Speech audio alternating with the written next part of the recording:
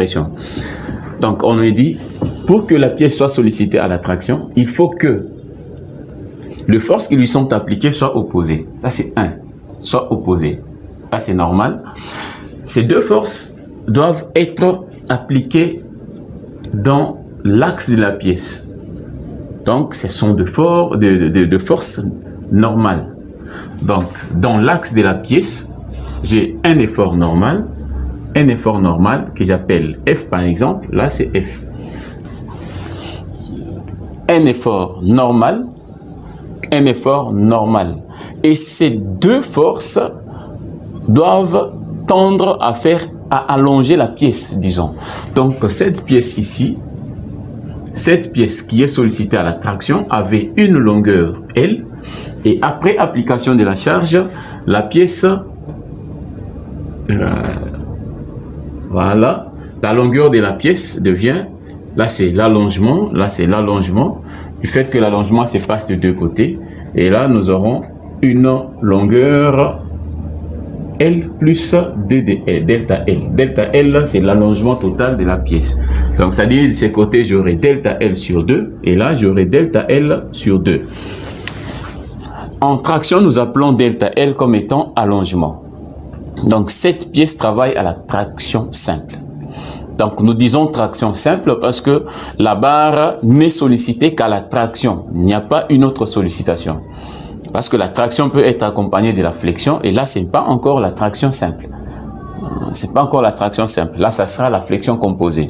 Alors, vous allez voir que la pièce, nous avons dit, la pièce est sollicitée à la traction lorsque les deux forces sont opposées. Opposées, c'est-à-dire l'autre part de l'autre côté, l'autre part de l'autre côté.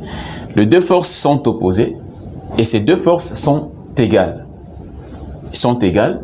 Ces deux forces tendent à allonger la pièce.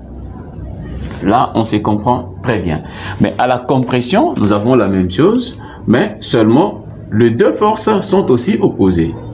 F. Les deux forces sont opposées. Les deux forces sont normales. Ces deux forces sont normales. Ils sont appliqués dans la pièce et perpendiculairement à la section transversale. Et aussi la longueur initiale, c'est L. Après l'application de ces deux forces, vous allez voir qu'il y aura un raccourcissement de la pièce. Donc, la pièce qui était ici doit se retrouver là, par exemple. Et les deux ici seront delta L sur 2 et là, delta L sur 2 aussi. Et là, la longueur totale après application de force sera L moins delta L. Donc, je crois que vous comprenez très bien la différence. Donc, ici, nous avons L moins delta L après l'application des charges. Et là, nous avons L plus delta L. Là, nous sommes à la compression et là, nous sommes à la traction. Donc, je crois que vous comprenez très bien la différence entre la traction et la compression parce que les formules qui sont appliquées, des fois, ce sont de mêmes formules. Ce sont de mêmes formules, mais seulement c'est pourquoi d'ailleurs il était utile de combiner en fait les deux sollicitations sans problème. Alors, nous avons le premier point. C'était la définition. Le premier point, nous avons l'élasticité. Élasticité. C'est quoi l'élasticité? Là, je prends la théorie. Ceux qui écrivent peuvent bien écrire. On nous dit l'élasticité est la propriété physique d'un corps de reprendre sa forme initiale après